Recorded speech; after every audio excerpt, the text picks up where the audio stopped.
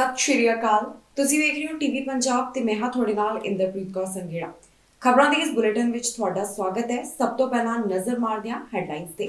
ਵੱਡੇ ਪੱਧਰ ਤੇ ਹੋਇਆ ਪ੍ਰਦਰਸ਼ਨ, ਕਈ ਥਾਂ ਹੋਈਆਂ ਗ੍ਰਿਫਤਾਰੀਆਂ।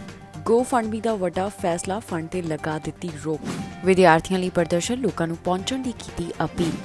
ਸਾਬਕਾ ਗੈਂਗਸਟਰ ਨੂੰ ਮਾਰੀ ਗੋਲੀ, ਕੈਨੇਡਾ ਤੋਂ ਕੀਤਾ ਸੀ ਡਿਪੋਰਟ। ਕੈਂਸਰ ਬਾਰੇ ਬੋਲੇ ਹੌਰਗਨ, ਕਿਹਾ ਪਰਿਵਾਰ ਜਾਣਦਾ ਦਰਦ। ਕੈਨੇਡਾ ਦੇ ਵੱਖ-ਵੱਖ ਹਿੱਸਿਆਂ ਵਿੱਚ ਅੱਜ ਪ੍ਰਦਰਸ਼ਨ ਦੇਖਣ ਨੂੰ ਮਿਲਿਆ, ਜਿਸ ਦੌਰਾਨ ਕਈਆਂ ਨੂੰ ਗ੍ਰਿਫਤਾਰ ਵੀ ਕੀਤਾ ਗਿਆ। ਦਰਅਸਲ ਫੈਡਰਲ ਸਰਕਾਰ ਵੱਲੋਂ ਜੋ ਟਰੱਕ ਡਰਾਈਵਰਸ ਵਾਸਤੇ ਲਾਜ਼ਮੀ ਵੈਕਸੀਨੇਸ਼ਨ ਦੀ ਨੀਤੀ ਲਿਆਂਦੀ ਗਈ ਹੈ, ਉਸ ਦੇ ਚੱਲਦਿਆਂ ਪਹਿਲਾਂ ਆਟਵਾ ਵਿੱਚ ਕਾਫੀ ਦਿਨਾਂ ਤੋਂ ਪ੍ਰੋਟੈਸਟ ਕੀਤਾ ਜਾ ਰਿਹਾ ਸੀ, ਪਰ ਇਸ ਤਰ੍ਹਾਂ ਦਾ ਪ੍ਰਦਰਸ਼ਨ ਅੱਜ ਕੈਨੇਡਾ ਦੇ ਵੱਖ-ਵੱਖ ਸੂਬਿਆਂ ਵਿੱਚ ਦੇਖਣ ਨੂੰ ਮਿਲਿਆ। ਇਹਨਾਂ ਸੂਬਿਆਂ ਵਿੱਚ ਕੀ ਰਹੇ ਹਾਲਾਤ, ਤੁਹਾਨੂੰ ਦੱਸਾਂਗੇ ਅਸੀਂ ਇਸ ਖਬਰ ਵਿੱਚ। ਕੈਨੇਡਾ ਦੇ ਕਈ ਹਿੱਸਿਆਂ ਵਿੱਚ ਅੱਜ ਵੱਡੇ ਪੱਧਰ ਤੇ ਉੱਪਰ ਪ੍ਰਦਰਸ਼ਨ ਹੋਇਆ। ਜੀ ਹਾਂ, ਲਾਜ਼ਮੀ ਵੈਕਸੀਨੇਸ਼ਨ ਨੀਤੀ ਦਾ ਵਿਰੋਧ ਕਰਨ ਸੰਬੰਧੀ ਵੱਖ-ਵੱਖ ਹਿੱਸਿਆਂ ਵਿੱਚ ਅੱਜ ਪ੍ਰੋਟੈਸਟ ਕੀਤਾ ਗਿਆ, ਜਿਸ ਦੌਰਾਨ ਪੁਲਿਸ ਵੱਲੋਂ ਕਈ ਜਾਣੇ ਗ੍ਰਿਫਤਾਰ ਵੀ ਕੀਤੇ ਗਏ। ਪ੍ਰਦਰਸ਼ਨ ਦੌਰਾਨ ਵੈਨਕੂਵਰ 에ਅਰਪੋਰਟ ਦਾ ਰਾਹ ਬੰਦ ਕਰਨ ਦੀ ਵੀ ਜਾਣਕਾਰੀ ਸਾਹਮਣੇ ਆਈ, ਜਿਸ ਬਾਰੇ ਵੈਨਕੂਵਰ ਪੁਲਿਸ ਵੱਲੋਂ ਇੱਕ ਟਵੀਟ ਰਾਹੀਂ ਦੱਸਿਆ ਗਿਆ। ਜੋ ਟਵੀਟ ਸਾਹਮਣੇ ਆਇਆ ਉਸ ਵਿੱਚ ਦੱਸਿਆ ਗਿਆ ਕਿ ਕਾਊਂਟਰ ਪ੍ਰੋਟੈਸਟਰਸ ਵੱਲੋਂ ਟਰਮੀਨਲ ਐਵਨਿਊ ਦਾ ਵਹੀਕਲ ਕਨਵੇ ਬਲੌਕ ਕੀਤਾ ਗਿਆ, ਜਿਸ ਤੋਂ ਬਾਅਦ ਇਸ ਨੂੰ ਸੁਲਝਾਉਣ ਦੀ ਪੁਲਿਸ ਵੱਲੋਂ ਲਗਾਤਾਰ ਕੋਸ਼ਿਸ਼ ਕੀਤੀ ਜਾ ਰਹੀ ਸੀ। ਮੈਨੀਟੋਬਾ ਵਿੱਚ ਜੋ ਪ੍ਰਦਰਸ਼ਨ ਦੇਖਣ ਨੂੰ ਮਿਲਿਆ, ਇਸ ਦੌਰਾਨ ਪੁਲਿਸ ਵੱਲੋਂ ਇੱਕ ਨੂੰ ਗ੍ਰਿਫਤਾਰ ਕੀਤਾ ਗਿਆ ਅਤੇ 4 ਜਾਣੇ ਜ਼ਖਮੀ ਹੋਣ ਬਾਰੇ ਵੀ ਜਾਣਕਾਰੀ ਸਾਹਮਣੇ ਆਈ ਹੈ। ਜੀ ਹਾਂ, ਮੈਨੀਟੋਬਾ ਲੈਜਿਸਲੇਚਰ ਦੇ ਬਾਹਰ ਪ੍ਰੋਟੈਸਟ ਦੇਖਣ ਨੂੰ ਮਿਲਿਆ, ਜਿਸ ਦੌਰਾਨ ਜੀਪ ਦੀ ਟੱਕਰ ਲੱਗਣ ਦੇ ਕਾਰਨ 4 ਜਾਣੇ ਜ਼ਖਮੀ ਦੱਸੇ ਗਏ ਨੇ। ਪੁਲਿਸ ਨੇ ਦੱਸਿਆ ਕਿ ਜਿੱਥੇ ਪ੍ਰਦਰਸ਼ਨ ਕੀਤਾ ਜਾ ਰਿਹਾ ਸੀ, ਇਹ ਜੀਪ ਉੱਥੋਂ ਲੰਘਾਈ ਗਈ ਤੇ ਇਸ ਨੇ 4 ਜਾਣਿਆਂ ਨੂੰ ਟੱਕਰ ਮਾਰੀ। ਜਦੋਂ ਹਾਦਸਾ ਵਾਪਰਿਆ ਤੇ ਫਿਰ ਜੀਪ ਨੂੰ ਤੇਜ਼ ਭਜਾਉਣ ਦੀ ਕੋਸ਼ਿਸ਼ ਕੀਤੀ ਗਈ, ਜਿਸ ਨੂੰ ਬਾਅਦ ਵਿੱਚ ਪੁਲਿਸ ਵੱਲੋਂ ਕਾਬੂ ਕਰ ਲਿਆ ਗਿਆ। ਮੈਨੀਟੋਬਾ ਵਿੱਚ ਅੱਜ ਜੋ ਪ੍ਰਦਰਸ਼ਨ ਦੇਖਣ ਨੂੰ ਮਿਲਿਆ, ਇਸ ਬਾਰੇ ਮੇਅਰ ਵੱਲੋਂ ਲਗਾਤਾਰ ਟਵੀਟ ਕੀਤੇ ਜਾ ਰਹੇ ਸਨ। ਉਹਨਾਂ ਵੱਲੋਂ ਵਿਨੀਪੈਗ ਵਾਸੀਆਂ ਨੂੰ ਇਹ ਅਪੀਲ ਕੀਤੀ ਜਾ ਰਹੀ ਸੀ ਕਿ ਉਹ ਸੰਯਮ ਬਣਾ ਕੇ ਰੱਖਣ। ਬ੍ਰਿਟਿਸ਼ ਕੋਲੰਬੀਆ ਦੇ ਵਿੱਚ ਵੀ ਅੱਜ ਪ੍ਰੋਟੈਸਟ ਦੇਖਣ ਨੂੰ ਮਿਲਿਆ, ਜਿੱਥੇ ਲਾਜ਼ਮੀ ਵੈਕਸੀਨੇਸ਼ਨ ਨੀਤੀ ਦਾ ਵਿਰੋਧ ਕੀਤਾ ਗਿਆ।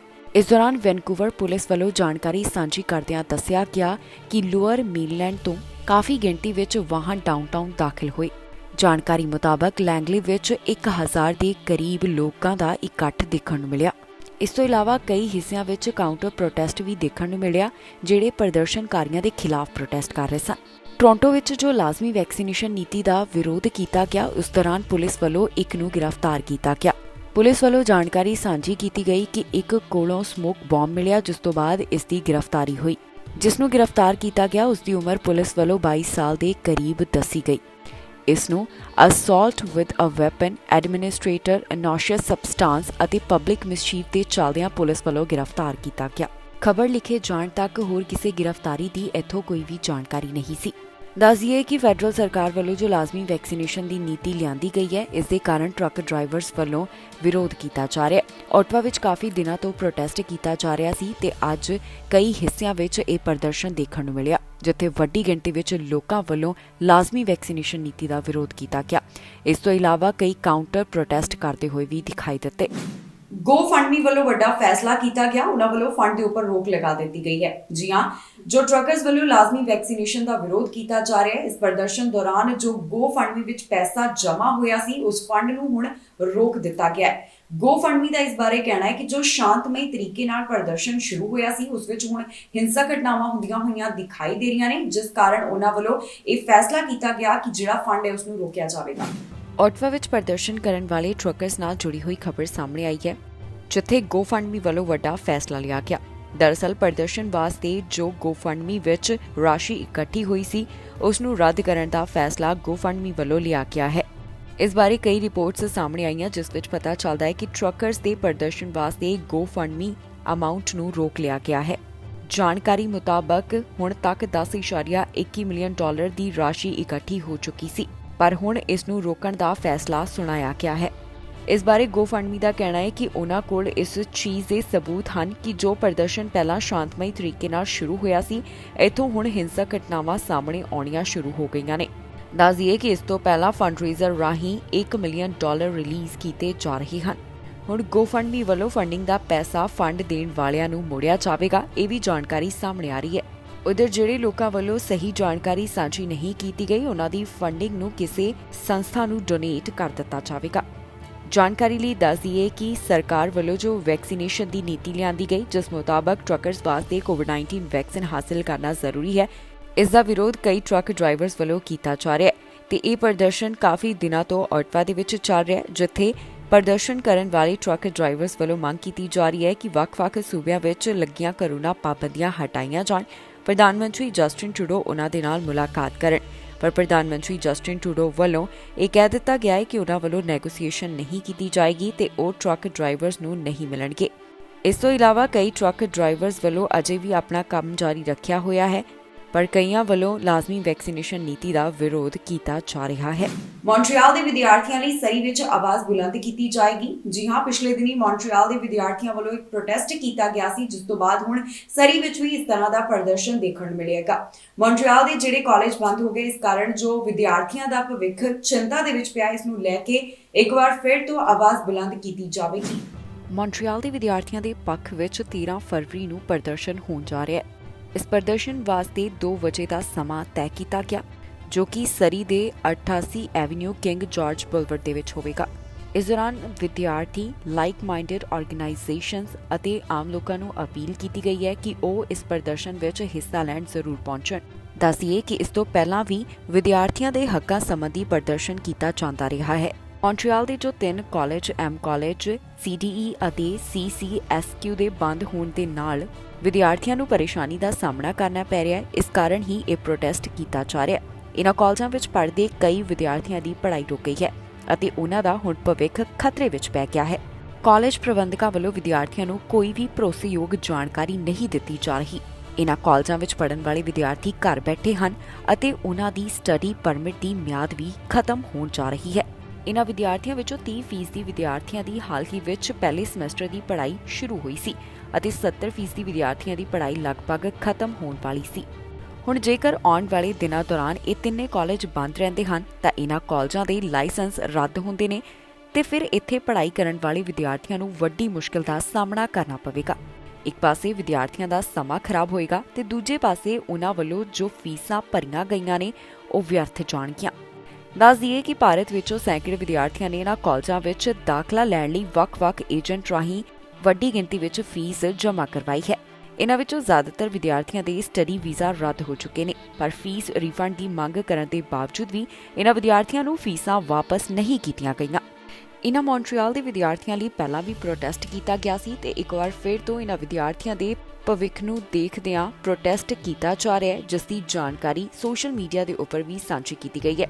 ਇਹ ਪ੍ਰੋਟੈਸਟ ਐਤਵਾਰ ਵਾਲੇ ਦਿਨ 13 ਫਰਵਰੀ ਨੂੰ ਹੋਵੇਗਾ, ਜਿਸ ਵਾਸਤੇ 2 ਵਜੇ ਦਾ ਸਮਾਂ ਤੈਅ ਕੀਤਾ ਗਿਆ ਹੈ ਤੇ तमाम ਲੋਕਾਂ ਨੂੰ ਅਪੀਲ ਕੀਤੀ ਗਈ ਹੈ ਕਿ ਉਹ ਵੀ ਵਿਦਿਆਰਥੀਆਂ ਦੇ ਹੱਕ ਵਿੱਚ ਇਸ ਪ੍ਰਦਰਸ਼ਨ ਅੰਦਰ ਜ਼ਰੂਰ ਸ਼ਾਮਲ ਹੋਣ। ਸਾਬਕਾ ਗੈਂਗਸਟਰ ਜਿਸ ਨੂੰ ਕੈਨੇਡਾ ਵਿੱਚੋਂ ਡਿਪੋਰਟ ਕੀਤਾ ਗਿਆ ਸੀ, ਉਸ ਨੂੰ ਗੋਲੀ ਮਾਰਨ ਦਾ ਮਾਮਲਾ ਸਾਹਮਣੇ ਆਇਆ। ਇਸ ਦੀ ਮੌਤ ਹੋ ਚੁੱਕੀ ਹੈ ਤੇ ਪੁਲਿਸ ਵੱਲੋਂ ਇਸ ਸਾਬਕਾ ਗੈਂਗਸਟਰ ਦੀ ਪਹਿਚਾਣ ਵੀ ਜਨਤਕ ਕੀਤੀ ਗਈ ਹੈ। ਥਾਈਲੈਂਡ ਦੇ ਵਿੱਚ ਇਸ ਨੂੰ ਗੋਲੀ ਮਾਰੀ ਗਈ। ਭਾਰਤ ਦੇ ਨਾਲ ਸੰਬੰਧਿਤ ਹੈ ਤੇ ਕੈਨੇਡਾ ਵਿੱਚ ਕਾਫੀ ਲੰਬਾ ਸਮਾਂ ਪਹਿਲਾਂ ਇਹ ਜਿਹੜਾ ਸਾਬਕਾ ਗੈਂਗਸਟਰ ਹੈ ਆ ਚੁੱਕਿਆ ਸੀ ਤੇ ਇਸ ਨੂੰ ਕੈਨੇਡਾ ਵਿੱਚੋਂ ਡਿਪੋਰਟ ਕੀਤਾ ਗਿਆ ਸੀ। ਇਸ ਬਾਰੇ ਪੂਰੀ ਜਾਣਕਾਰੀ ਤੁਹਾਨੂੰ ਦੇਵਾਂਗੇ ਅਸੀਂ ਇਸ ਖਬਰ ਵਿੱਚ। ਕੈਨੇਡਾ 'ਚੋਂ ਡਿਪੋਰਟ ਕੀਤੇ ਸਾਬਕਾ ਬ੍ਰਿਟਿਸ਼ ਕੋਲੰਬੀਆ ਗੈਂਗਸਟਰ ਨੂੰ ਗੋਲੀ ਮਾਰਨ ਦਾ ਮਾਮਲਾ ਸਾਹਮਣੇ ਆਇਆ। ਇਸ ਸਾਬਕਾ ਗੈਂਗਸਟਰ ਨੂੰ ਥਾਈਲੈਂਡ ਵਿੱਚ ਗੋਲੀ ਮਾਰੀ ਗਈ। ਜੀ ਹਾਂ, ਬੀਚ ਫਰੰਟ ਹੋਟਲ ਦੇ ਸਟਾਫ ਮੈਂਬਰ ਵੱਲੋਂ ਜਾਣਕਾਰੀ ਸਾਂਝੀ ਕਰਦਿਆਂ ਦੱਸਿਆ ਗਿਆ ਕਿ ਜਿਮੀ ਸਲਾਈਸ ਸੰਧੂ ਨੂੰ 10 ਵਜੇ ਦੇ ਕਰੀਬ ਗੋਲੀ ਮਾਰੀ ਗਈ। ਚਲੌਂਗ ਪੁਲਿਸ ਵੱਲੋਂ ਲੋਕਲ ਮੀਡੀਆ ਨੂੰ ਜਾਣਕਾਰੀ ਦਿੱਤੀ ਗਈ ਸੀ ਕਿ ਜਿਸ ਵਿਅਕਤੀ ਦੀ ਮੌਤ ਹੋਈ ਉਸ ਦੀ ਆਈਡੈਂਟੀਫਿਕੇਸ਼ਨ 2 ਨਾਮ ਦੇ ਨਾਲ ਹੈ, ਮਨਦੀਪ ਸਿੰਘ ਅਤੇ ਅਮਰਜੀਤ ਸਿੰਘ ਸਿੱਧੂ। ਪਰ ਬਾਅਦ ਵਿੱਚ ਕਈ ਸੋਰਸਸ ਤੋਂ ਇਹ ਕਨਫਰਮ ਹੋਇਆ ਕਿ ਉਸ ਦਾ ਨਾਮ ਸੰਧੂ ਹੈ, ਜਿਸ ਨੂੰ ਟਾਰਗੇਟਡ ਸ਼ੂਟਿੰਗ ਵਿੱਚ ਮਾਰ ਦਿੱਤਾ ਗਿਆ। ਜਦੋਂ ਇਹ ਮਾਮਲਾ ਸਾਹਮਣੇ ਆਇਆ ਤਾਂ ਸੋਸ਼ਲ ਮੀਡੀਆ ਉੱਪਰ ਬ੍ਰਦਰ ਕੀਪਰ ਗੈਂਗ ਵੱਲੋਂ ਕਈ ਤਰ੍ਹਾਂ ਦੇ ਇਨਸਲਟਸ ਅਤੇ ਟੌਂਟ ਪੋਸਟ ਕੀਤੇ। ਦੱਸ ਦਈਏ ਕਿ ਸੰਧੂ ਦਾ ਜਨਮ ਭਾਰਤ ਵਿੱਚ ਹੋਇਆ ਤੇ ਉਹ ਕੈਨੇਡਾ ਵਿੱਚ ਉਸ ਸਮੇਂ ਮੂਵ ਹੋਇਆ ਜਦੋਂ ਉਸ ਦੀ ਉਮਰ 7 ਸਾਲ ਦੀ ਸੀ। ਫਿਰ ਇੱਥੇ ਉਹ ਐਬਸਫੋਰਡ ਵਿੱਚ ਆਪਣੇ ਰਿਸ਼ਤੇਦਾਰਾਂ ਕੋਲ ਵੱਡਾ ਹੋਇਆ। ਬਾਅਦ ਵਿੱਚ ਸੰਧੂ ਵੱਲੋਂ ਗੈਂਗ ਦਾ ਰਾਹ ਚੁਣਿਆ ਗਿਆ। 2010 ਤੋਂ ਲੈ ਕੇ 2012 ਦੌਰਾਨ ਉਸ ਨੂੰ ਗੰਭੀਰ ਅਸੌਲਟਸ ਦੇ ਚੱਲਦਿਆਂ ਕਨਵਿਕਟ ਕੀਤਾ ਗਿਆ ਤੇ ਉਸਨੇ ਡੈਪੋਟੇਸ਼ਨ ਦਾ ਸਾਹਮਣਾ ਕੀਤਾ। 2015 ਦੀ ਇਮੀਗ੍ਰੇਸ਼ਨ ਹੀਅਰਿੰਗ ਵਿੱਚ ਸੰਧੂ ਵੱਲੋਂ ਕਿਹਾ ਗਿਆ ਸੀ ਕਿ ਉਸ ਨੂੰ ਕੈਨੇਡਾ ਵਿੱਚ ਰਹਿਣ ਦਾ ਇੱਕ ਮੌਕਾ ਦਿੱਤਾ ਜਾਵੇ ਕਿਉਂਕਿ ਉਹ ਆਪਣਾ ਰਾਹ ਬਦਲਣਾ ਚਾਹੁੰਦਾ ਹੈ ਤੇ ਉਸ ਵੱਲੋਂ ਇੱਕ ਓਪਰਚੁਨਿਟੀ ਦੀ ਮੰਗ ਕੀਤੀ ਗਈ ਸੀ, ਪਰ ਉਸ ਨੂੰ ਡਿਪੋਰਟ ਕਰ ਦਿੱਤਾ ਗਿਆ। ਬਾਅਦ ਵਿੱਚ ਜੂਨ 2018 ਦੌਰਾਨ ਸੰਧੂ ਨੂੰ ਭਾਰਤ ਤੋਂ ਅਰੈਸਟ ਕੀਤਾ ਗਿਆ। ਜਿਸ ਨੂੰ ਬੇਲ ਦੇ ਉੱਪਰ ਰਿਲੀਜ਼ ਕੀਤਾ ਗਿਆ। ਉਦੋਂ ਤੋਂ ਹੀ ਸੰਧੂ ਵੱਲੋਂ ਦੁਬਈ ਅਤੇ ਸਾਊਥ ਈਸਟ ਏਸ਼ੀਆ ਦੇ ਵਿੱਚ ਯਾਤਰਾ ਕੀਤੀ ਜਾ ਰਹੀ ਸੀ। ਬ੍ਰਿਟਿਸ਼ ਕੋਲੰਬੀਆ ਵਿੱਚ ਜਨਵਰੀ 2014 ਦੌਰਾਨ ਸੰਧੂ ਨੂੰ ਰੈੱਡ ਸਕਾਰਪੀਅਨ ਗੈਂਗ ਲੀਡਰ ਨੂੰ ਮਾਰਨ ਸੰਬੰਧੀ ਚਾਰਜ ਕੀਤਾ ਗਿਆ। ਸੰਧੂ ਨੂੰ ਜੁਝਾਰ ਖੁੰਡਖੁੰਡ ਦੇ ਨੇੜੇ ਵੀ ਮੰਨਿਆ ਜਾਂਦਾ ਸੀ ਤੇ ਉਹ ਸੁੱਖ ਤੱਕ ਦੇ ਨੇੜੇ ਵੀ ਰਿਹਾ। ਵਰਲਡ ਕੈਂਸਰ ਡੇ ਦੇ ਮੌਕੇ ਦੇ ਉੱਪਰ ਪ੍ਰੀਮੀਅਰ ਜੌਨ ਹੌਰਗਨ ਵੱਲੋਂ ਇੱਕ ਵੀਡੀਓ ਸੰਦੇਸ਼ ਜਾਰੀ ਕੀਤਾ ਗਿਆ। ਪ੍ਰੀਮੀਅਰ ਜੌਨ ਹੌਰਗਨ ਦਾ ਕਹਿਣਾ ਹੈ ਕਿ ਬ੍ਰਿਟਿਸ਼ ਕੋਲੰਬੀਆ ਵਿੱਚ ਕਾਫੀ ਲੋਕ ਕੈਂਸਰ ਦਾ ਸ਼ਿਕਾਰ ਹੁੰਦੇ ਹੋਏ ਦਿਖਾਈ ਦੇ ਰਹੇ ਨੇ ਤੇ ਨਾਲ ਹੀ ਉਹਨਾਂ ਦਾ ਕਹਿਣਾ ਹੈ ਕਿ ਮੇਰੇ ਪਰਿਵਾਰ ਨੂੰ ਚੰਗੀ ਤਰ੍ਹਾਂ ਪਤਾ ਹੈ ਕਿ ਕੈਂਸਰ ਦਾ ਦਰਦ ਕੀ ਹੈ। ਵਰਲਡ ਕੈਂਸਰ ਡੇ ਦੇ ਮੌਕੇ ਦੇ ਉੱਪਰ ਬ੍ਰਿਟਿਸ਼ ਕੋਲੰਬੀਆ ਦੇ ਪ੍ਰੀਮੀਅਰ ਬੋਲਦੇ ਹੋਏ ਦਿਖਾਈ ਦਿੱਤੇ। ਇਸ ਮੌਕੇ ਆਪਣੇ ਵਿਚਾਰ ਸਾਂਝੇ ਕਰਦਿਆਂ ਪ੍ਰੀਮੀਅਰ ਜੌਨ ਹੌਰਗਨ ਨੇ ਕਿਹਾ ਕਿ ਹਰ ਰੋਜ਼ ਕਰੀਬ 85 ਬ੍ਰਿਟਿਸ਼ ਕੋਲੰਬੀਆ ਵਾਸੀ ਕੈਂਸਰ ਦਾ ਸ਼ਿਕਾਰ ਹੋ ਜਾਂਦੇ ਨੇ। ਉਹਨਾਂ ਦਾ ਕਹਿਣਾ ਹੈ ਕਿ ਕੈਂਸਰ ਦਾ ਕੀ ਦਰਦ ਹੈ ਇਹ ਮੇਰਾ ਪਰਿਵਾਰ ਵੀ ਜਾਣਦਾ ਹੈ। ਜੀ ਹਾਂ, ਬ੍ਰਿਟਿਸ਼ ਕੋਲੰਬੀਆ ਦੇ ਪ੍ਰੀਮੀਅਰ ਜੌਨ ਹੌਰਗਨ ਵੱਲੋਂ ਵਰਲਡ ਕੈਂਸਰ ਡੇ ਦੇ ਮੌਕੇ ਦੇ ਉੱਪਰ ਕੈਂਸਰ ਸੰਬੰਧੀ ਆਪਣੇ ਵਿਚਾਰ ਸਾਂਝੇ ਕੀਤੇ। ਉਹਨਾਂ ਵੱਲੋਂ ਦੱਸਿਆ ਗਿਆ ਕਿ ਬ੍ਰਿਟਿਸ਼ ਕੋਲੰਬੀਆ ਵਿੱਚ 85 ਲੋਕ ਹਰ ਰੋਜ਼ ਕੈਂਸਰ ਦਾ ਸ਼ਿਕਾਰ ਹੋ ਜਾਂਦੇ ਨੇ। ਉਹਨਾਂ ਕਿਹਾ ਕਿ ਇਹ ਗੱਲ ਹਰ ਉਹ ਵਿਅਕਤੀ ਕਹਿੰਦਾ ਹੈ ਜੋ ਖੁਦ ਇੱਕ ਦਿਨ ਇਹਨਾਂ 85 ਲੋਕਾਂ ਵਿੱਚੋਂ ਇੱਕ ਸੀ। ਜੀ ਹਾਂ, ਦਰਅਸਲ ਪ੍ਰੀਮੀਅਰ ਜੌਨ ਹੌਰਗਨ ਵੀ ਕੈਂਸਰ ਦਾ ਸ਼ਿਕਾਰ ਹੋਏ ਸਨ, ਜਿਸ ਤੋਂ ਬਾਅਦ ਉਹ ਇਹ ਗੱਲ ਕਰਦੇ ਹੋਏ ਦਿਖਾਈ ਦਿੱਤੇ। ਨਵੰਬਰ ਮਹੀਨੇ ਦੌਰਾਨ ਜਾਣਕਾਰੀ ਸਾਹਮਣੇ ਆਈ ਸੀ ਕਿ ਜੌਨ ਹੌਰਗਨ ਦੇ ਥ੍ਰੋਟ ਵਿੱਚ ਕੈਂਸਰ ਹੈ, ਜਿਸ ਤੋਂ ਬਾਅਦ ਉਹਨਾਂ ਵੱਲੋਂ ਖੁਦ ਦਾ ਇਲਾਜ ਕਰਵਾਇਆ ਗਿਆ ਸੀ। ਹੁਣ ਪ੍ਰੀਮੀਅਰ ਜੌਨ ਹੌਰਗਨ ਵੱਲੋਂ ਹੈਲਥ ਕੇਅਰ ਵਰਕਰਸ ਅਤੇ ਡਾਕਟਰਸ ਦਾ ਧੰਨਵਾਦ ਕੀਤਾ ਗਿਆ ਤੇ ਨਾਲ ਹੀ ਉਹਨਾਂ ਵੱਲੋਂ ਹੈਲਥ ਕੇਅਰ ਸਿਸਟਮ ਦੀ ਮਜ਼ਬੂਤੀ ਦੇ ਉੱਪਰ ਵੀ ਜ਼ੋਰ ਦਿੱਤਾ ਗਿਆ ਹੈ। ਆਟਵਾ 'ਚ ਲਾਜ਼ਮੀ ਵੈਕਸੀਨੇਸ਼ਨ ਨੀਤੀ ਦਾ ਵਿਰੋਧ ਕਰਨ ਵਾਲੇ ਪ੍ਰਦਰਸ਼ਨਕਾਰੀਆਂ ਦੇ ਬਾਰੇ ਓਨਟਾਰੀਓ ਦੇ ਪ੍ਰੀਮੀਅਰ ਡਗਫੋਰਡ ਬੋਲੇ ਨੇ। ਪ੍ਰੀਮੀਅਰ ਡਗਫੋਰਡ ਦਾ ਕਹਿਣਾ ਹੈ ਕਿ ਇੱਥੇ ਪ੍ਰਦਰਸ਼ਨਕਾਰੀਆਂ ਨੂੰ ਆਟਵਾ ਦੀ ਪੁਲਿਸ ਸੰਭਾਲ ਲਵੇਗੀ। ਜੀ ਹਾਂ, ਵੀਕਐਂਡ ਦੌਰਾਨ ਜਿਹੜਾ ਇੱਥੇ ਪ੍ਰੋਟੈਸਟ ਹੋਣ ਜਾ ਰਿਹਾ ਹੈ ਇਸ ਦਾ ਜ਼ਿਕਰ ਕਰਦੇ ਹੋਏ ਓਨਟਾਰੀਓ ਦੇ ਪ੍ਰੀਮੀਅਰ ਦਿਖਾਈ ਦਿੱਤੇ। ਉਹਨਾਂ ਦਾ ਕਹਿਣਾ ਹੈ ਕਿ ਉਹ ਪੂਰੇ ਕੌਨਫੀਡੈਂਟ ਹਨ ਕਿ ਟੋਰਾਂਟੋ ਪੁਲਿਸ ਪ੍ਰੋਟੈਸਟ ਨੂੰ ਸੰਭਾਲ ਲਵੇਗੀ ਤੇ ਜੇਕਰ ਇੱਥੇ ਕਿਸੇ ਤਰ੍ਹਾਂ ਦੀ ਹਿੰਸਕ ਘਟਨਾ ਵਾਪਰਦੀ ਹੈ ਤਾਂ ਉਹਨਾਂ ਕਿਹਾ ਕਿ ਇਸ ਸੰਬੰਧੀ ਜ਼ੀਰੋ ਟੋਲਰੈਂਸ ਹੋਵੇਗੀ। ਦੱਸ ਦਈਏ ਕਿ ਕਈ ਟਰੱਕ ਡਰਾਈਵਰਸ ਵੱਲੋਂ ਜੋ ਫੈਡਰਲ ਸਰਕਾਰ ਵੱਲੋਂ ਲਾਜ਼ਮੀ ਵੈਕਸੀਨੇਸ਼ਨ ਦੀ ਨੀਤੀ ਲਿਆਂਦੀ ਗਈ ਹੈ ਉਸ ਦਾ ਵਿਰੋਧ ਕੀਤਾ ਜਾ ਰਿਹਾ ਹੈ। ਇਸ ਦੇ ਚੱਲਦਿਆਂ ਆਟਵਾ ਵਿੱਚ ਕਾਫੀ ਦਿਨਾਂ ਤੋਂ ਪ੍ਰਦਰਸ਼ਨ ਕੀਤਾ ਜਾ ਰਿਹਾ ਹੈ। ਇਨ੍ਹਾਂ ਟਰੱਕ ਡਰਾਈਵਰਸ ਵੱਲੋਂ ਮੰਗ ਕੀਤੀ ਜਾ ਰਹੀ ਹੈ ਕਿ ਜਿਹੜੀਆਂ ਵੱਖ-ਵੱਖ ਸੂਬਿਆਂ ਵਿੱਚ ਪਾਬੰਦੀਆਂ ਲੱਗੀਆਂ ਨੇ ਉਹਨਾਂ ਨੂੰ ਹਟਾ ਦਿੱਤਾ ਜਾਵੇ। ਨਾਲ ਹੀ ਉਹ ਪ੍ਰਧਾਨ ਮੰਤਰੀ ਜਸਟਿਨ ਟਰੂਡੋ ਨਾਲ ਮੁਲਾਕਾਤ ਦੀ ਗੱਲ ਵੀ ਕਰ ਰਹੇ ਨੇ। ਪ੍ਰਧਾਨ ਮੰਤਰੀ ਜਸਟਿਨ ਟਰੂਡੋ ਵੱਲੋਂ ਕਹਿ ਦਿੱਤਾ ਗਿਆ ਹੈ ਕਿ ਉਹ ਕਿਸੇ ਵੀ ਤਰੀਕੇ ਦੀ ਨੈਗੋਸੀਏਸ਼ਨ ਨਹੀਂ ਕਰਨਗੇ ਤੇ ਹੁਣ ਪ੍ਰੀਮੀਅਰ ਡਗਫੋਰਡ ਨੇ ਹੋਰ ਕੀ ਕਿਹਾ, ਆਓ ਤੁਹਾਨੂੰ ਸੁਣਾਉਂਦੇ ਹਾਂ। But I'll tell you one thing, Dale. Any harassment or acts of hatred or acts of violence will have zero tolerance. Absolutely zero tolerance. I reiterated my support to Mayor Watson, the Mayor of Ottawa, and Mayor Tory, that if they need any additional resources, we'll be there. There's one thing that all Ontarians have in common. They want to put an end to this. They want to move forward from the pandemic. Regarding Ottawa, the occupation, it's not a protest anymore. It's become an occupation, is only hurting families. It's hurting businesses that these folks are supposed to be supporting, but it's hurting businesses in a big way. People want to move on and to get through this. It's time for this to come to an end. And we're moving in the right direction. And, you know, Dale, do you know what's a shame? Everyone worked so well together for 22 months, not just here in Ontario, across Canada. And, you know, the public health measures are being lifted as we speak. We went for the first stage. We're going to the second stage shortly. There's one thing that brings everyone together, no matter if you're in Ontario or across Canada, is working together to get out of this. If you think myself or any of the premiers Ontario ਦੇ ਇੱਕ ਹਿੱਸੇ ਤੋਂ ਵਾਹਨ ਹਾਦਸੇ ਦੇ ਬਾਰੇ ਜਾਣਕਾਰੀ ਸਾਹਮਣੇ ਆਈ ਹੈ। ਦੋ ਵਾਹਨਾਂ ਵਿਚਕਾਰ ਹਾਦਸਾ ਹੋਇਆ ਜਿਸ ਦੌਰਾਨ ਦੋ ਜਾਣੇ ਜ਼ਖਮੀ ਹੋਏ ਤੇ ਇਹਨਾਂ ਦੋਹਾਂ ਨੂੰ ਟਰਾਮਾ ਸੈਂਟਰ ਵਿੱਚ ਭਰਤੀ ਕਰਵਾਇਆ ਗਿਆ। ਮਾਮਲਾ ਬਰੈਂਪਟਨ ਤੋਂ ਸਾਹਮਣੇ ਆਇਆ ਜਿੱਥੇ ਪੀਲ ਰੀਜਨਲ ਪੁਲਿਸ ਆਫੀਸਰ ਅਤੇ ਸਿਵਲੀਅਨ ਇੱਕ ਹਾਦਸੇ ਦਾ ਸ਼ਿਕਾਰ ਹੋ ਗਏ। ਹੁਣ ਪ੍ਰੋਵਿੰਸ ਦੀ ਪੁਲਿਸ ਵੱਲੋਂ ਇਸ ਬਾਰੇ ਜਾਂਚ ਕੀਤੀ ਜਾ ਰਹੀ ਹੈ। ਇਸ ਘਟਨਾ ਦੇ ਬਾਰੇ ਪੀਲ ਪੁਲਿਸ ਵੱਲੋਂ ਜਾਣਕਾਰੀ ਸਾਂਝੀ ਕਰਦਿਆਂ ਦੱਸਿਆ ਗਿਆ ਕਿ ਇਹ ਮਾਮਲਾ ਸਵੇਰੇ 5:30 ਦੇ ਕਰੀਬ ਸਾਹਮਣੇ ਆਇਆ। ਪੁਲਿਸ ਵੱਲੋਂ ਸਾਂਝੀ ਕੀਤੀ ਗਈ ਜਾਣਕਾਰੀ ਮੁਤਾਬਕ ਹਾਦਸਾ ਦੋ ਵਾਹਨ ਵਿਚਕਾਰ ਵਾਪਰਿਆ। ਜ਼ਖਮੀ ਹਾਲਤ ਵਿੱਚ ਇੱਕ ਫੀਮੇਲ ਆਫੀਸਰ ਨੂੰ ਟਰਾਮਾ ਸੈਂਟਰ ਵਿੱਚ ਭਰਤੀ ਕਰਵਾਇਆ ਗਿਆ ਇਸ ਤੋਂ ਇਲਾਵਾ ਇਸ ਹਾਦਸੇ ਵਿੱਚ ਇੱਕ ਮੇਲ ਡਰਾਈਵਰ ਵੀ ਜ਼ਖਮੀ ਹੋਇਆ, ਜਿਸ ਨੂੰ ਵੀ ਟਰਾਮਾ ਸੈਂਟਰ ਵਿੱਚ ਭਰਤੀ ਕਰਵਾਇਆ ਗਿਆ। ਇਹ ਹਾਦਸਾ ਕਿਵੇਂ ਵਾਪਰਿਆ, ਇਸ ਦੇ ਪਿੱਛੇ ਦਾ ਕੀ ਕਾਰਨ ਹੈ, ਇਹ ਅਜੇ ਪਤਾ ਲਗਾਉਣ ਦੀ ਕੋਸ਼ਿਸ਼ ਕੀਤੀ ਜਾ ਰਹੀ ਹੈ। ਹੁਣ ਇਸ ਮਾਮਲੇ ਦੀ ਜਾਂਚ ਸਪੈਸ਼ਲ ਇਨਵੈਸਟੀਗੇਸ਼ਨ ਯੂਨਿਟ ਵੱਲੋਂ ਕੀਤੀ ਜਾ ਰਹੀ ਹੈ। ਫਿਲਹਾਲ ਪੁਲਿਸ ਵੱਲੋਂ ਇਸ ਮਾਮਲੇ ਸੰਬੰਧੀ ਹੋਰ ਜਾਣਕਾਰੀ ਸਾਂਝੀ ਨਹੀਂ ਕੀਤੀ ਗਈ ਤੇ ਨਾ ਹੀ ਉਹਨਾਂ ਵੱਲੋਂ ਵਿਅਕਤੀ ਜਾਂ ਫਿਰ ਆਫੀਸਰ ਦਾ ਨਾਮ ਜਨਤਕ ਕੀਤਾ ਗਿਆ ਹੈ। ਫਿਲਹਾਲ ਉਹਨਾਂ ਵੱਲੋਂ ਇਸ ਦੀ ਪੜਤਾਲ ਕੀਤੀ ਜਾ ਰਹੀ ਹੈ ਤਾਂ ਕਿ ਪਤਾ ਲਗਾਇਆ ਜਾ ਸਕੇ ਕਿ ਇਹ ਹਾਦਸਾ ਕਿਵੇਂ ਵਾਪਰਿਆ। ਹੁਣ ਤੱਕ ਸਿਰਫ ਇਹੀ ਦੱਸਿਆ ਗਿਆ ਕਿ ਇਸ ਦੌਰਾਨ ਜਿਹੜੇ 2 ਜਾਣੇ ਜ਼ਖਮੀ ਹੋਏ ਨੇ ਉਹਨਾਂ ਨੂੰ ਟਰਾਮਾ ਸੈਂਟਰ ਵਿੱਚ ਭਰਤੀ ਕਰਵਾਇਆ ਗਿਆ। ਮਿਸ਼ਨ ਵਿੱਚ ਇੱਕ ਔਰਤ ਦੀ ਲਾਸ਼ ਮਿਲੀ ਸੀ, ਜਿਸ ਸੰਬੰਧੀ ਪੁਲਿਸ ਵੱਲੋਂ ਜਾਣਕਾਰੀ ਸਾਂਝੀ ਕੀਤੀ ਗਈ ਹੈ। ਇਸ ਔਰਤ ਦਾ ਨਾਮ ਤੇ ਪਹਿਚਾਣ ਪੁਲਿਸ ਵੱਲੋਂ ਜਾਰੀ ਕੀਤੀ ਗਈ ਤੇ ਨਾਲ ਹੀ ਪੁਲਿਸ ਦਾ ਕਹਿਣਾ ਹੈ ਕਿ ਜੇਕਰ ਕਿਸੇ ਨੂੰ ਵੀ ਇਸ ਬਾਰੇ ਜਾਣਕਾਰੀ ਹੋਵੇ ਤਾਂ ਪੁਲਿਸ ਨਾਲ ਜ਼ਰੂਰ ਸੰਪਰਕ ਕੀਤਾ ਜਾਵੇ। ਮਿਸ਼ਨ ਵਿੱਚ ਜੋ ਇੱਕ ਬੋਡੀ ਮਿਲੀ ਸੀ, ਉਸ ਦੀ ਪਹਿਚਾਣ ਪੁਲਿਸ ਵੱਲੋਂ ਜਨਤਕ ਕੀਤੀ ਗਈ ਹੈ। ਪੁਲਿਸ ਦਾ ਕਹਿਣਾ ਹੈ ਕਿ ਜਿਸ ਔਰਤ ਦੀ ਉਹਨਾਂ ਨੂੰ ਮਿਸ਼ਨ ਦੇ ਵਿੱਚ ਲਾਸ਼ ਮਿਲੀ ਸੀ, ਉਸ ਦੀ ਉਮਰ 40 ਸਾਲ ਦੇ ਕਰੀਬ ਹੈ ਤੇ ਹੁਣ ਪੁਲਿਸ ਵੱਲੋਂ ਇਸ ਮਾਮਲੇ ਦੀ ਜਾਂਚ ਸੰਬੰਧੀ ਆਮ ਲੋਕਾਂ ਨੂੰ ਅਪੀਲ ਕੀਤੀ ਗਈ ਹੈ। ਪੁਲਿਸ ਦਾ ਕਹਿਣਾ ਹੈ ਕਿ ਜੇਕਰ ਕਿਸੇ ਕੋਲ ਵੀ ਇਸ ਬਾਰੇ ਜਾਣਕਾਰੀ ਹੈ ਤਾਂ ਪੁਲਿਸ ਨਾਲ ਜਾਂਚ ਵਿੱਚ ਸਹਿਯੋਗ ਕਰਨ। ਦਰਅਸਲ ਫਰਵਰੀ 1 ਨੂੰ ਇੱਕ ਔਰਤ ਦੀ ਮਿਸ਼ਨ ਵਿੱਚੋਂ ਲਾਸ਼ ਮਿਲੀ ਸੀ, ਜਿਸ ਦੀ ਪਹਿਚਾਣ ਕੌੜੀ ਦੇ ਤੌਰ ਦੇ ਉੱਪਰ ਦੱਸੀ ਗਈ। ਹੁਣ ਇਸ ਮਾਮਲੇ ਦੀ ਜਾਂਚ ਇੰਟੀਗ੍ਰੇਟਿਡ ਹੋਮਿਸਾਈਡ ਇਨਵੈਸਟੀਗੇਸ਼ਨ ਟੀਮ ਵੱਲੋਂ ਕੀਤੀ ਜਾ ਰਹੀ ਹੈ ਤਾਂ ਕਿ ਹਾਦਸੇ ਦੇ ਕਾਰਨਾਂ ਦਾ ਪਤਾ ਲਗਾਇਆ ਜਾ ਸਕੇ।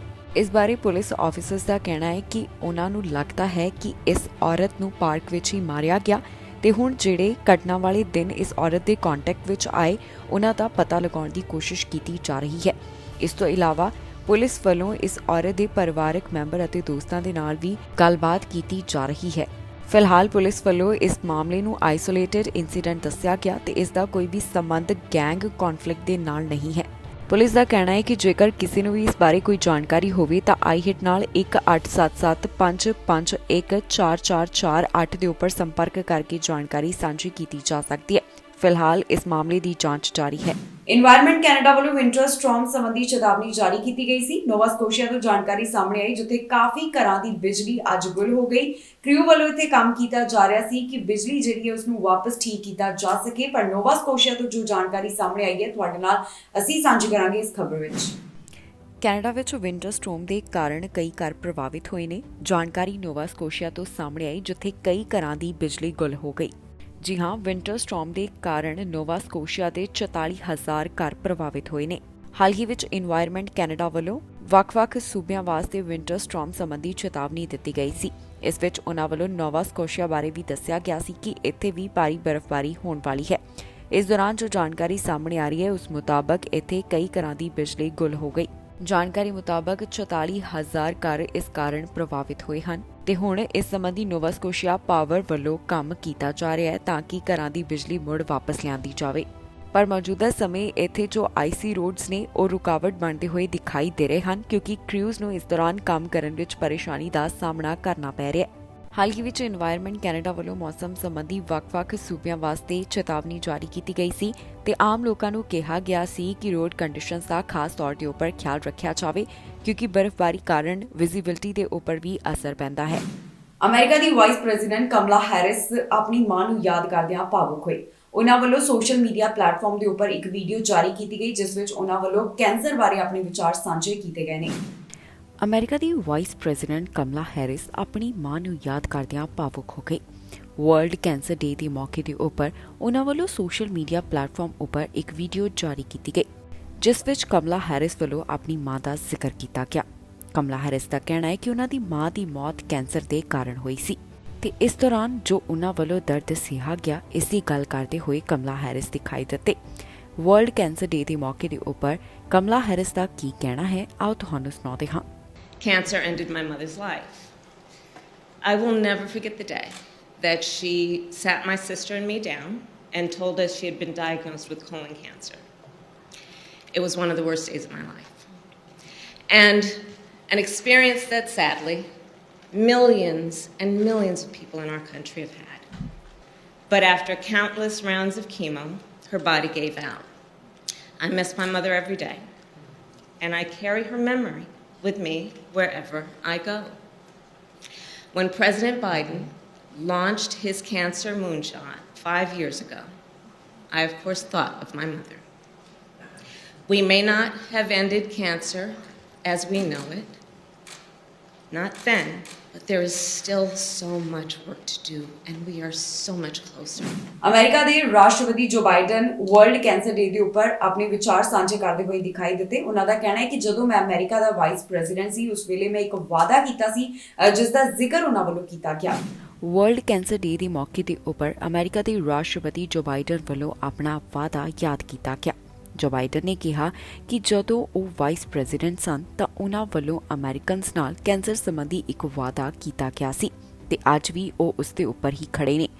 ਉਹਨਾਂ ਵੱਲੋਂ ਸੋਸ਼ਲ ਮੀਡੀਆ ਪਲੇਟਫਾਰਮ ਉੱਪਰ ਇੱਕ ਵੀਡੀਓ ਜਾਰੀ ਕੀਤੀ ਗਈ ਜਿਸ ਵਿੱਚ ਉਹਨਾਂ ਨੇ ਕੈਂਸਰ ਦਾ ਜ਼ਿਕਰ ਕੀਤਾ ਤੇ ਇਸ ਕਾਰਨ ਜਿਹੜੇ ਲੋਕਾਂ ਦੀ ਜਾਨ ਜਾਂਦੀ ਹੈ ਇਸ ਬਾਰੇ ਗੱਲ ਕਰਦੇ ਹੋਏ ਵੀ ਜੋ ਬਾਈਡਨ ਦਿਖਾਈ ਦਿੱਤੇ। ਉਹਨਾਂ ਵੱਲੋਂ ਕੀ ਕਿਹਾ ਗਿਆ ਆਓ ਤੁਹਾਨੂੰ ਸੁਣਾਉਂਦੇ ਹਾਂ। We can do this. I promise you, we can do this. For all those we lost, for all those we miss, we can end cancer as we know it. I committed to this fight when I was vice president. It's one of the reasons why, quite frankly, I ran for president. But let there be no doubt, now that I am president, this is a presidential White House priority. Period. Texas ਤੋਂ ਇੱਕ ਅਜਿਹਾ ਮਾਮਲਾ ਸਾਹਮਣੇ ਆਇਆ ਜਿੱਥੇ ਗੋਲੀਬਾਰੀ ਹੋਈ। ਇੱਕੋ ਪਰਿਵਾਰ ਦੇ 4 ਜਾਣਿਆਂ ਦੇ ਉੱਪਰ ਗੋਲੀ ਚਲਾਈ ਗਈ। ਇਸ ਵਿੱਚ ਇੱਕ ਬੱਚਾ ਵੀ ਸ਼ਾਮਲ ਸੀ ਤੇ ਬਾਅਦ ਵਿੱਚ ਗਨਮੈਨ ਨੇ ਖੁਦ ਨੂੰ ਗੋਲੀ ਮਾਰ ਲਈ। ਹੁਣ ਪੁਲਿਸ ਵੱਲੋਂ ਇਸ ਮਾਮਲੇ ਦੀ ਜਾਂਚ ਕੀਤੀ ਜਾ ਰਹੀ ਹੈ। ਟੈਕਸਸ ਤੋਂ ਇੱਕ ਅਜਿਹਾ ਮਾਮਲਾ ਸਾਹਮਣੇ ਆਇਆ ਜਿੱਥੇ ਗਨਮੈਨ ਵੱਲੋਂ ਇੱਕੋ ਪਰਿਵਾਰ ਦੇ 4 ਜਾਣਿਆਂ ਨੂੰ ਮਾਰ ਦਿੱਤਾ ਗਿਆ ਤੇ ਬਾਅਦ ਵਿੱਚ ਉਸਨੇ ਖੁਦ ਨੂੰ ਗੋਲੀ ਮਾਰ ਲਈ। ਇਸ ਦੌਰਾਨ ਜਿਹੜੇ 4 ਜਾਣਿਆਂ ਦੇ ਉੱਪਰ ਗੋਲੀ ਚਲਾਈ ਗਈ ਇਹਨਾਂ ਵਿੱਚ ਇੱਕ ਬੱਚਾ ਵੀ ਸ਼ਾਮਿਲ ਸੀ। ਇਸ ਘਟਨਾ ਦੇ ਬਾਰੇ ਪੁਲਿਸ ਵੱਲੋਂ ਸਾਰੀ ਜਾਣਕਾਰੀ ਸਾਂਝੀ ਕੀਤੀ ਗਈ ਹੈ। ਫਿਲਹਾਲ ਅਥਾਰਟੀਜ਼ ਵੱਲੋਂ ਮਰਨ ਵਾਲਿਆਂ ਦੇ ਨਾਮ ਅਤੇ ਪਹਿਚਾਣ ਜਨਤਕ ਨਹੀਂ ਕੀਤੇ ਗਏ। ਪੁਲਿਸ ਵੱਲੋਂ ਸਾਂਝੀ ਕੀਤੀ ਗਈ ਜਾਣਕਾਰੀ ਮੁਤਾਬਕ ਇਸ ਗੋਲੀਬਾਰੀ ਦੌਰਾਨ 2 ਜਾਣੇ ਜ਼ਖਮੀ ਹੋਏ ਅਤੇ ਤੀਸਰਾ ਫਰੋਸਟ ਵਿੱਚ ਜ਼ਖਮੀ ਦੱਸਿਆ ਗਿਆ। ਇਹਨਾਂ 3 ਜਾਣਿਆਂ ਨੂੰ ਗੰਭੀਰ ਹਾਲਤ ਦੇ ਚਲਦਿਆਂ ਹਸਪਤਾਲ ਵਿੱਚ ਭਰਤੀ ਕਰਵਾਇਆ ਗਿਆ। ਪੁਲਿਸ ਮੁਤਾਬਕ GPS ਦੀ ਮਦਦ ਨਾਲ ਸਸਪੈਕਟ ਦੇ ਵਾਹਨ ਨੂੰ ਲੱਭ ਲਿਆ ਗਿਆ ਤੇ ਜਿਸ ਗਨਮੈਨ ਵੱਲੋਂ ਇਸ ਪੂਰੀ ਘਟਨਾ ਨੂੰ ਅੰਜਾਮ ਦਿੱਤਾ ਗਿਆ ਉਸ ਦੀ ਪਹਿਚਾਣ ਵੀ ਅਜੇ ਪੁਲਿਸ ਵੱਲੋਂ ਜਨਤਕ ਨਹੀਂ ਕੀਤੀ ਗਈ। ਪੁਲਿਸ ਦਾ ਕਹਿਣਾ ਹੈ ਕਿ ਗਨਮੈਨ ਵੱਲੋਂ ਖੁਦ ਨੂੰ ਵੀ ਗੋਲੀ ਮਾਰ ਲਈ ਗਈ ਜਿਸ ਤੋਂ ਬਾਅਦ ਉਸ ਨੂੰ ਹਸਪਤਾਲ ਵਿੱਚ ਭਰਤੀ ਕਰਵਾਇਆ ਗਿਆ ਅਤੇ ਉਸ ਦੀ ਇੱਥੇ ਮੌਤ ਹੋ ਗਈ। ਫਿਲਹਾਲ ਅਜੇ ਇਸ ਮਾਮਲੇ ਦੀ ਜਾਂਚ ਜਾਰੀ ਹੈ। ਪੁਲਿਸ ਵੱਲੋਂ ਇਸ ਬਾਰੇ ਬਾਕੀ ਦੀ ਇਨਫੋਰਮੇਸ਼ਨ ਬਾਅਦ ਵਿੱਚ ਸਾਂਝੀ ਕੀਤੀ ਜਾਵੇਗੀ। ਫਿਲਹਾਲ ਇਹੀ ਦੱਸਿਆ ਗਿਆ ਕਿ ਟੈਕਸਸ ਤੋਂ ਜੋ ਮਾਮਲਾ ਸਾਹਮਣੇ ਆਇਆ ਇਸ ਦੌਰਾਨ ਗਨਮੈਨ ਵੱਲੋਂ ਇੱਕੋ ਪਰਿਵਾਰ ਦੇ 4 ਜਾਣਿਆਂ ਨੂੰ ਮੌਤ ਦੇ ਘਾਟ ਉਤਾਰ ਦਿੱਤਾ ਗਿਆ ਅਤੇ ਬਾਅਦ ਵਿੱਚ ਉਸਨੇ ਖੁਦ ਨੂੰ ਗੋਲੀ ਮਾਰ ਲਈ। ਅਮਰੀਕਾ ਤੋਂ ਇੱਕ ਅਜਿਹਾ ਮਾਮਲਾ ਸਾਹਮਣੇ ਆਇਆ ਜਿੱਥੇ ਹੁੱਕਾ ਬਾਰ ਵਿੱਚ ਗੋਲੀਬਾਰੀ ਹੋਈ। ਇਸ ਦੌਰਾਨ ਇੱਕ ਦੀ ਮੌਤ ਹੋ ਗਈ ਅਤੇ 4 ਜਾਣੇ ਜ਼ਖਮੀ ਦੱਸੇ ਜਾ ਰਹੇ ਨੇ। ਫਿਲਹਾਲ ਪੁਲਿਸ ਵੱਲੋਂ ਇਸ ਮਾਮਲੇ ਦੀ ਜਾਂਚ ਕੀਤੀ ਜਾ ਰਹੀ ਹੈ ਤੇ ਉਹਨਾਂ ਵੱਲੋਂ ਅਜੇ ਪੀੜਤ ਦੇ ਨਾਮ ਜਨਤਕ ਨਹੀਂ ਕੀਤੇ ਗਏ। ਮਾਮਲਾ ਅਮਰੀਕਾ ਦੇ ਵਰਜੀਨੀਆ ਤੋਂ ਸਾਹਮਣੇ ਆਇਆ ਜਿੱਥੇ ਹੁੱਕਾ ਬਾਰ ਵਿੱਚ ਗੋਲੀਬਾਰੀ ਹੋਈ। ਇਸ ਦੌਰਾਨ ਇੱਕ ਜਾਣੇ ਦੀ ਮੌਤ ਹੋ ਗਈ ਅਤੇ 4 ਜਾਣੇ ਜ਼ਖਮੀ ਦੱਸੇ ਜਾ ਰਹੇ ਨੇ। ਹੁਣ ਅਧਿਕਾਰੀਆਂ ਵੱਲੋਂ ਇਸ ਪੂਰੇ ਮਾਮਲੇ ਦੀ ਜਾਣਕਾਰੀ ਸਾਂਝੀ ਕੀਤੀ ਗਈ ਹੈ ਜਿਸ ਵਿੱਚ ਉਹਨਾਂ ਦੱਸਿਆ ਕਿ ਹੁੱਕਾ ਬਾਰ ਵਿੱਚ ਗੋਲੀਆਂ ਚੱਲਣ ਨਾਲ ਇੱਕ ਦੀ ਮੌਤ ਹੋ ਗਈ। ਇਹ ਮਾਮਲਾ ਬਲੈਕਸਬਰਗ ਸ਼ਹਿਰ ਦੇ ਨਾਲ ਸੰਬੰਧਿਤ ਦੱਸਿਆ ਜਾ ਰਿਹਾ ਹੈ। ਇਸ ਘਟਨਾ ਵਿੱਚ ਜਿਹੜਾ ਇੱਕ ਵਿਅਕਤੀ ਮਾਰਿਆ ਗਿਆ ਅਤੇ ਜਿਹੜੇ ਜ਼ਖਮੀ ਹੋਏ ਨੇ ਉਹਨਾਂ ਦੀ ਪਹਿਚਾਣ ਪੁਲਿਸ ਵੱਲੋਂ ਅਜੇ ਜਨਤਕ ਨਹੀਂ ਕੀਤੀ ਗਈ। ਇਸ ਦੇ ਨਾਲ ਹੀ ਪੁਲਿਸ ਵੱਲੋਂ ਮਾਮਲੇ ਦੀ ਹੋਰ ਜਾਣਕਾਰੀ ਵੀ ਅਜੇ ਸਾਂਝੀ ਨਹੀਂ ਕੀਤੀ ਗਈ। ਪੁਲਿਸ ਵੱਲੋਂ ਅਜੇ ਇਹ ਪਤਾ ਕਰਨ ਦੀ ਕੋਸ਼ਿਸ਼ ਕੀਤੀ ਜਾ ਰਹੀ ਹੈ ਕਿ ਇੱਥੇ ਗੋਲੀਬਾਰੀ ਕਿਉਂ ਹੋਈ, ਸਸਪੈਕਟ ਵੱਲੋਂ ਅਜਿਹਾ ਕਿਉਂ ਕੀਤਾ ਗਿਆ। ਅਥਾਰਟੀਜ਼ ਦਾ ਮੰਨਣਾ ਹੈ ਕਿ ਇਸ ਘਟਨਾ ਦੇ ਨਾਲ ਜੁੜੇ ਹੋਏ 4 ਸਸਪੈਕਟ ਨੇ। ਟਵਿੱਟਰ ਦੇ ਉੱਪਰ ਵਰਜੀਨੀਆ ਟੈਕ ਵੱਲੋਂ ਵਿਦਿਆਰਥੀਆਂ ਨੂੰ ਇਹ ਅਪੀਲ ਕੀਤੀ ਗਈ ਕਿ ਉਹ ਅੰਦਰ ਹੀ ਰਹਿਣ ਤੇ ਮਦਦ ਵਾਸਤੇ ਉਹ 911 ਦੇ ਉੱਪਰ ਕਾਲ ਕਰ ਸਕਦੇ ਹਨ। ਇਸ ਦੌਰਾਨ ਕੈਂਪਸ ਵਿੱਚ ਲਾਕਡਾਊਨ ਲਗਾ ਦਿੱਤਾ ਗਿਆ। ਇਸ ਤੋਂ ਕੁਝ ਸਮੇਂ ਬਾਅਦ ਇਸ ਲਾਕਡਾਊਨ ਨੂੰ ਹਟਾ ਦਿੱਤਾ ਗਿਆ ਸੀ ਜਿਸ ਦੀ ਯੂਨੀਵਰਸਿਟੀ ਵੱਲੋਂ ਟਵਿੱਟਰ ਦੇ ਉੱਪਰ ਹੀ ਜਾਣਕਾਰੀ ਸਾਂਝੀ ਕੀਤੀ ਗਈ। ਦੱਸ ਦਈਏ ਕਿ ਅਮਰੀਕਾ ਵਿੱਚ ਲਗਾਤਾਰ ਮਾਸ ਸ਼ੂਟਿੰਗ ਦੇ ਮਾਮਲੇ ਵੀ ਵਧਦੇ ਜਾ ਰਹੇ ਨੇ। ਹਾਲ ਹੀ ਵਿੱਚ ਇਸ ਸੰਬੰਧੀ ਇੱਕ ਰਿਪੋਰਟ ਵੀ ਸਾਹਮਣੇ ਆਈ ਸੀ ਜਿਸ ਵਿੱਚ ਦੱਸਿਆ ਗਿਆ ਕਿ ਮਾਸ ਸ਼ੂਟਿੰਗ ਵਿੱਚ ਮਰਨ ਵਾਲਿਆਂ ਦੀ ਗਿਣਤੀ ਵੀ ਪਹਿਲਾਂ ਦੇ ਮੁਕਾਬਲੇ ਵਧਦੀ ਹੋਈ ਦਿਖਾਈ ਦੇ ਰਹੀ ਹੈ। ਇਸ ਨੂੰ ਲੈ ਕੇ ਅਮਰੀਕਾ ਵਿੱਚ ਲਗਾਤਾਰ ਚਿੰਤਾ ਦਾ ਪ੍ਰਗਟਾਵਾ ਵੀ ਕੀਤਾ ਜਾ ਰਿਹਾ ਹੈ। ਇਸ ਖਬਰ ਵਿੱਚ ਜਾਣਕਾਰੀ ਤੁਹਾਡੇ ਨਾਲ ਸਾਂਝੀ ਕਰਾਂਗੇ ਕਿ ਕੈਨੇਡਾ ਦੇ ਕਿਸ ਹਿੱਸੇ ਤੋਂ ਕਿੰਨੇ ਕੋਰੋਨਾ ਵਾਇਰਸ ਦੇ ਮਾਮਲੇ ਸਾਹਮਣੇ ਆਏ। ਕੈਨੇਡਾ ਵਿੱਚ ਇਸ ਸਮੇਂ ਕੋਰੋਨਾ ਵਾਇਰਸ ਦੇ ਕੀ ਹਾਲਾਤ ਬਣੇ ਹੋਏ ਨੇ, ਕੀ ਸਥਿਤੀ ਹੈ ਵੱਖ-ਵੱਖ ਸੂਬਿਆਂ ਵਿੱਚ, ਦੱਸਾਂਗੇ ਤੁਹਾਨੂੰ ਇਸ ਖਬਰ ਵਿੱਚ।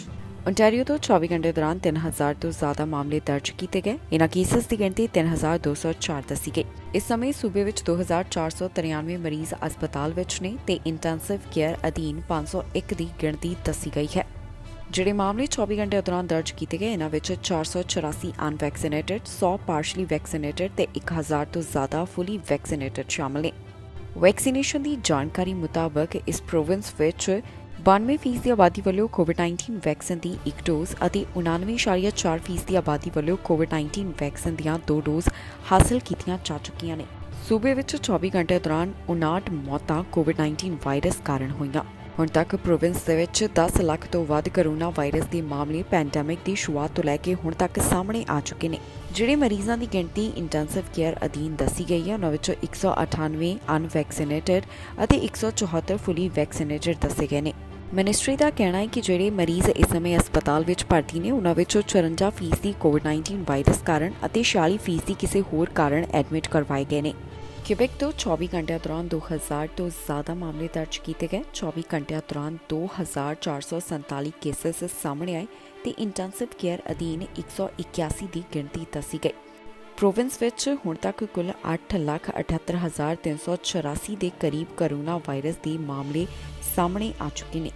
ਹੁਣ ਤੱਕ ਸੂਬੇ ਵਿੱਚ 13,453 ਮੌਤਾਂ ਕੋਵਿਡ-19 ਵਾਇਰਸ ਕਾਰਨ ਹੋ ਚੁੱਕੀਆਂ ਨੇ। ਵੈਕਸੀਨੇਸ਼ਨ ਦੀ ਜਾਣਕਾਰੀ ਮੁਤਾਬਕ 90% ਆਬਾਦੀ ਵੱਲੋਂ ਕੋਵਿਡ-19 ਵੈਕਸੀਨ ਦੀ ਪਹਿਲੀ ਡੋਜ਼, 85% ਆਬਾਦੀ ਵੱਲੋਂ ਕੋਵਿਡ-19 ਵੈਕਸੀਨ ਦੀਆਂ ਦੋਨੋਂ ਡੋਜ਼ ਅਤੇ 47% ਆਬਾਦੀ ਵੱਲੋਂ ਕੋਵਿਡ-19 ਵੈਕਸੀਨ ਦੀਆਂ ਹੁਣ ਤੱਕ ਤਿੰਨੋਂ ਡੋਜ਼ ਹਾਸਲ ਕੀਤੀਆਂ ਜਾ ਚੁੱਕੀਆਂ ਨੇ। ਕੈਨੇਡਾ ਵਿੱਚ ਹੁਣ ਤੱਕ 30 ਲੱਖ ਤੋਂ ਵੱਧ ਕੇਸਿਸ ਦਰਜ ਕੀਤੇ ਜਾ ਚੁੱਕੇ ਨੇ ਤੇ ਰਿਕਵਰਡ ਕੇਸਿਸ ਦਾ ਵੀ ਇੱਥੇ ਇੱਕ ਵੱਡਾ ਅੰਕੜਾ ਹੈ। ਇਸ ਤੋਂ ਇਲਾਵਾ 33,000 ਤੋਂ ਵੱਧ ਮੌਤਾਂ ਇਸ ਵਾਇਰਸ ਕਾਰਨ ਹੋ ਚੁੱਕੀਆਂ ਨੇ। ਇਸ ਦੇ ਨਾਲ ਹੀ ਜਾਂਦੇ ਇੱਕ ਵਾਰ ਫਿਰ ਤੋਂ ਨਜ਼ਰ ਮਾਰਦੇ ਹਾਂ ਅੱਜ ਦੀਆਂ ਚੁਣਵੀਆਂ ਖਬਰਾਂ ਦੇ ਉੱਪਰ। ਵੱਡੇ ਪੱਧਰ ਤੇ ਹੋਇਆ ਪ੍ਰਦਰਸ਼ਨ, ਕਈ ਥਾਂ ਹੋਈਆਂ ਗ੍ਰਿਫਤਾਰੀਆਂ। ਗੋ ਫੰਡ ਦਾ ਵੱਡਾ ਫੈਸਲਾ, ਫੰਡ ਤੇ ਲਗਾ ਦਿੱਤੀ ਰੋਕ। ਵਿਦਿਆਰਥੀਆਂ ਲਈ ਪ੍ਰਦਰਸ਼ਨ, ਲੋਕਾਂ ਨੂੰ ਪਹੁੰਚਣ ਦੀ ਕੀਤੀ ਅਪੀਲ। ਸਾਬਕਾ ਗੈਂਗਸਟਰ ਨੂੰ ਮਾਰੀ ਗੋਲੀ, ਕੈਨੇਡਾ ਤੋਂ ਕੀਤਾ ਸੀ ਡਿਪੋਰਟ। ਕੈਂਸਰ ਬਾਰੇ ਬੋਲੇ ਹੌਰਗਨ, ਕਿਹਾ ਪਰਿਵਾਰ ਜਾਣਦਾ ਦਰਦ। ਖਬਰਾਂ ਦੇ ਇਸ ਬੁਲੇਟਿਨ ਵਿੱਚ ਇੰਨਾ ਹੀ। ਫਿਲਹਾਲ ਮੈਨੂੰ ਇੰਦਰਪ੍ਰੀਤ ਕੌਰ ਸੰਗੀੜਾ ਨੂੰ ਦਿਓ ਇਜਾਜ਼ਤ ਤੇ ਤੁਸੀਂ ਵੇਖਦੇ ਰਹੋ ਟੀਵੀ ਪੰਜਾਬ।